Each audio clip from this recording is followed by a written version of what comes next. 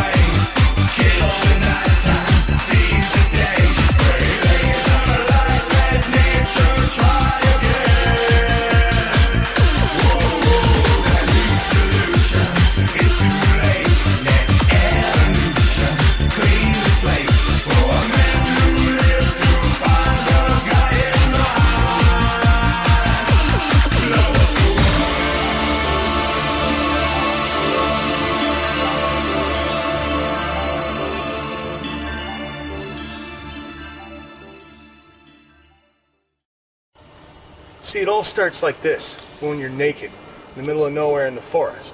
This is how we're supposed to live. When we're born, we hit the ground, we got nothing. We're just this soft pink flesh in a big scary world where it's cold and wet. Which is weird, because why the hell are we living in regions that are this cold and wet? I mean, look at me. I got no hair on my body. I'm not supposed to be out here like this. I'm supposed to be in a warm, temperate region, maybe with a beach, getting a tan.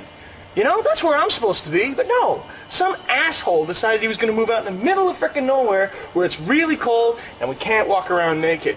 Who's thinking? That's what I want to know. So what you need to do is you need to think about what kind of clothing you're going to buy. You need to think about what kind of clothing you're going to go and dress yourself with, because everything you have is a tool. This is what you start with. This is the beginning right here. This is where it's at. So what you need is you need your gaunch line, man. You need your first line gear. When you hit the ground naked in the middle of the forest, you're cold and wet and you don't know what the fuck's going on, you need to figure out what's the first piece of equipment you need, the gaunch line. And the gaunch line kit you need before anything else is a belt. Patrolling Technical Specifications File Number 029 Equipment Belt. Funny thing about belts is there's a lot of things you can do with a belt. A belt could be anything from a piece of rope that goes around your waist or to the high-end gear. WOGs, of course, use function over form always. But let's look at all the belts so we see why we make that decision. Everything you choose has to be chosen for a reason with high-end capabilities. First, we have your standard piece of belt. Now, this is a pretty cheap belt. It's got a little clasp, goes together. It's white.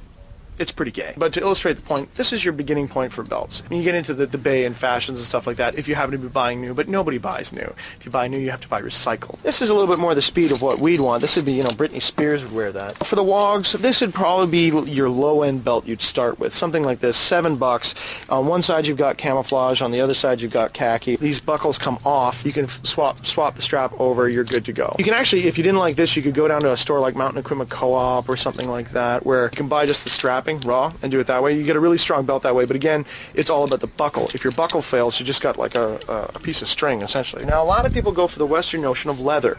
Man's been wearing leather for so freaking long, it's not even funny. I don't really care so much about the humane aspects to it. I think it's unfortunate we got to kill cows, but I got to keep my pants up, so there. This was the standard for such a long time.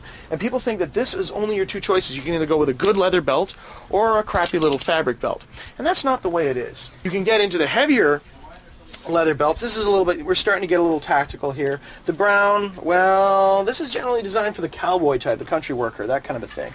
Now, you can't really go wrong with it because, I mean, they're very, very strong and they're very well constructed. And quite often, they come with these little things that are like secret pockets on the inside, where, of course, people go, wow, that's really cool. You can put money in there.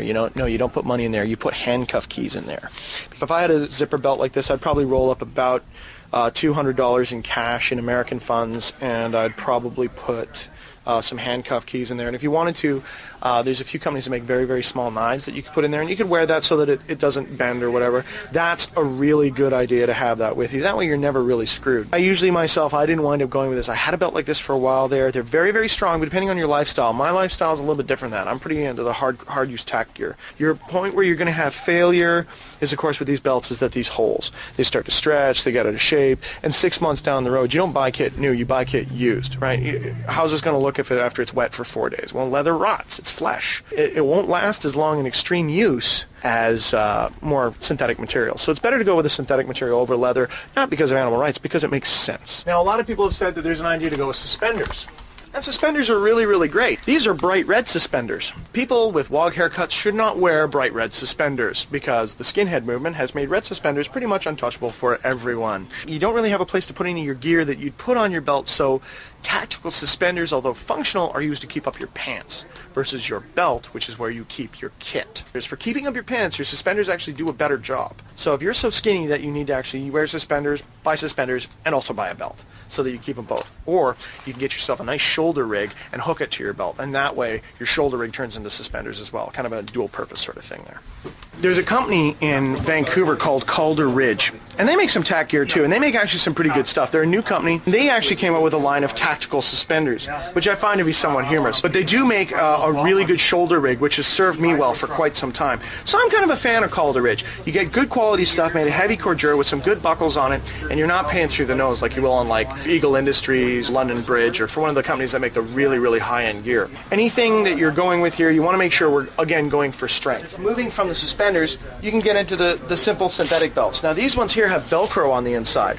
The reason for that is for when they're done up, you don't run into that loop problem. Thing just goes around your waist, and when you do it up, the Velcro holds it in place. Velcro is surprisingly strong. You wouldn't think that it would handle on something like this, but you'd actually have to go through about 8 inches of soft Velcro in order to break that free. It's not going to happen. This is your low-end belt. This is the beginning point for the wog. Belt like this, they run for like $11. So you can pay 20 some odd bucks for a leather piece of shit that's going to rot on you in the rain, or you can get a synthetic belt, which is space age and wog approved. Moving from that, we can go into the higher end belts of this type. Exactly the same thing, only it's got some extra features to it, moving right up. Price point on this guy here, you're up to 20 bucks.